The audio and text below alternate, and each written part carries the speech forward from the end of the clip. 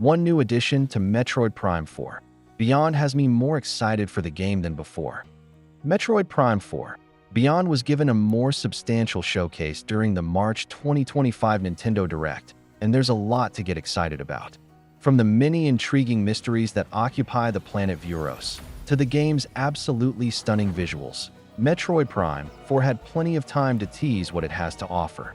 Not only was the game one of the highlights of the presentation, but its comprehensive trailer also helped assure me that Metroid Prime 4 will almost certainly live up to the anticipation that it has accumulated over several years. While I was in awe of everything that was shown during the most recent trailer for Metroid Prime 4, there was one new addition that piqued my interest. This new addition to the game seems fairly standard at first, merely offering a helping hand on your journey through Vuros. Yet, its showcase during the Metroid Prime 4 trailer provides some interesting implications for how this new feature could alter the gameplay experience, making me more excited about the game than ever before. Samus's psychic abilities are a huge addition. The new feature has a variety of different implementations. The new psychic abilities introduced during Metroid Prime 4's latest showcase initially seem like a standard addition to the series. Similar to the handful of other items that can be obtained in the Metroid series, the psychic abilities will aid Samus in her mission, with the trailer showing the bounty hunter using this newfound power to access previously blocked areas. Consequently, it's all too easy to dismiss this new mechanic as nothing more than a simple tool to aid in your adventure.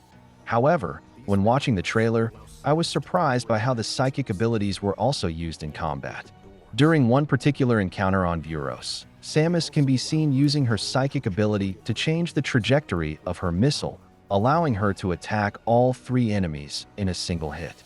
Although the Metroid series has seen its fair share of powerful weaponry and movesets, I was still shocked at the amount of power and control that the new psychic abilities bestowed upon Samus, allowing her to blast through an intense enemy encounter with ease. This moment from the Metroid Prime 4 trailer left my mind racing about the other potential skills that the psychic abilities could grant. While the trailer provides a detailed look at the many new powers that Samus now possesses, it's unclear whether this is the extent of what the psychic abilities can offer. With this in mind, I began to theorize the many other ways in which the psychic abilities could be used to aid Samus during battle, causing my excitement over the game to grow. Psychic abilities could allow for more varied combat. They could help to make encounters more engaging.